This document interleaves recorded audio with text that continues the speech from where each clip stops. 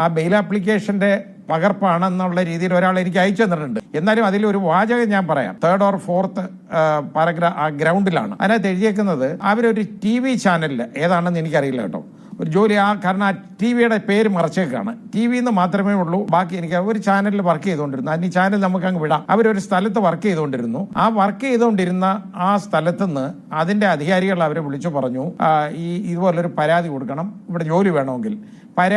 ഇതുപോലൊരു പരാതി കൊടുക്കാൻ തയ്യാറായില്ലെങ്കിൽ ഇവിടെ ഇങ്ങനെ ജോലി ചെയ്യാൻ പറ്റുകയല്ല എന്ന് ഈ സ്ത്രീയോട് പറഞ്ഞിട്ടുണ്ടെന്ന് അവരത് റെക്കോർഡ് ചെയ്തിട്ടുണ്ട്. ഇവരെല്ലാം റെക്കോർഡ് ചെയ്യും കേട്ടോ, മുഴുവൻ. അതാണ് നമ്മൾ ശ്രദ്ധിക്കേണ്ടത്.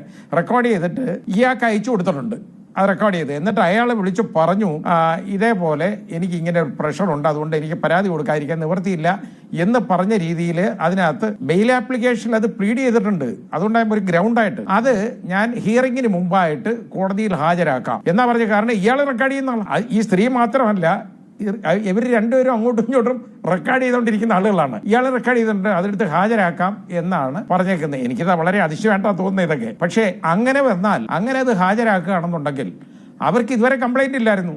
ആരാണ്ട് ഇവരെ കുത്തിത്തള്ളി വിട്ട് കംപ്ലൈന്റ് ഉണ്ടാക്കിയതാണ് എന്നാണ്. അതുകൊണ്ടായിരിക്കാമല്ലോ അയാൾ നേരത്തെ എല്ലാം പറയുന്നത്, മാധ്യമങ്ങളുടെ മുമ്പിൽ പറയുന്നത് നമുക്ക് കേൾക്കാം. പരാതി എവിടെയെന്ന് ചോദിക്കുന്നില്ലേ? ആദ്യം ഹൂ കെയേഴ്സ് എന്ന് ചോദിച്ച ആള് പിന്നെ പരാതി എവിടെയെന്നായി. കാരണം പരാതി വരികയില്ല എന്ന് ഹി വാസ് വെരി കോൺഫിഡൻറ്റ്. അതുകൊണ്ടാണല്ലോ ഇങ്ങനെ ഒരു കാര്യം പറഞ്ഞേക്കുന്നത്. ആ ലേഡി തന്നെ വിളിച്ച് ഇയാളെ എടുത്ത് പറഞ്ഞതായിട്ടാണ് ഒരു ഗ്രൗണ്ട് എഴുതി വെക്കുന്നത് ബെയിൽ ആപ്ലിക്കേഷൻ. അത് അവിടെ പ്രൊഡ്യൂസ് ചെയ്തോളാം എന്നും അതിൽ കാണിച്ചിട്ടുണ്ട്. അങ്ങനെ പറയുകയാണെങ്കിൽ അതിൻ്റെ അർത്ഥം അതുവരെ അവർക്ക് പ്രശ്നമില്ല, ആരോ നിർബന്ധമായിട്ട് പറഞ്ഞ് ഇപ്പോൾ പരാതി ഉണ്ടാക്കിയെടുത്തതാണ് എന്ന് വരും. ഇതൊക്കെ അയാൾക്ക് ആൻറ്റിസിപ്പേറ്ററി ബെയിൽ കിട്ടാനുള്ള ഗ്രൗണ്ടായിട്ടാണ് എനിക്ക് തോന്നുന്നത്. റേപ്പ് എന്ന് പറയുന്ന ഒഫൻസ് അതിൽ നിലനിൽക്കാൻ വളരെ ബുദ്ധിമുട്ടാണ് റേപ്പ്. കാരണം ഒരു കൺസെൻഷ്വൽ സെക്ഷൽ ഇന്റർകോഴ്സ്, അതായത് പരസ്പര സമ്മതത്തോടു കൂടിയുള്ള ഒരു ലൈംഗിക ബന്ധം എന്നുള്ളതാണ് അതിൽ നിന്ന് കാണുന്നത്. കാരണം ഈ പെൺകുട്ടി വിവാഹിതയാണെന്നാണ് പറയുന്നത്, വിവാഹം കഴിച്ചതായിട്ടെന്ന് പറയുന്നു. ഏതാണ്ട് 2024 ഓഗസ്റ്റിലെങ്ങാണ്ട് അവരുടെ വിവാഹം കഴിഞ്ഞതായിട്ടും, അത് കഴിഞ്ഞിട്ട് പിന്നെ അവരുടെ വെർഷൻ അനുസരിച്ച് ഏതാണ്ട് ഏതാണ്ട് 4 ദിവസം എങ്ങാണ്ടേ വിവാഹബന്ധം നിലനിന്നുള്ളൂ എന്നൊക്കെയാണ് പറയുന്നത്. പിന്നെ തദ്ദേശ സ്വയംഭരണ സ്ഥാപനത്തിൽ ഇത് രജിസ്റ്റർ ചെയ്തിട്ടില്ല, അതുകൊണ്ട് ആ വിവാഹത്തിന് വിലയില്ല, അത് ഒഴിഞ്ഞു എന്നുള്ള ഒരു കാഴ്ചപ്പാട്, ആ കാഴ്ചപ്പാട് ശരിയല്ല.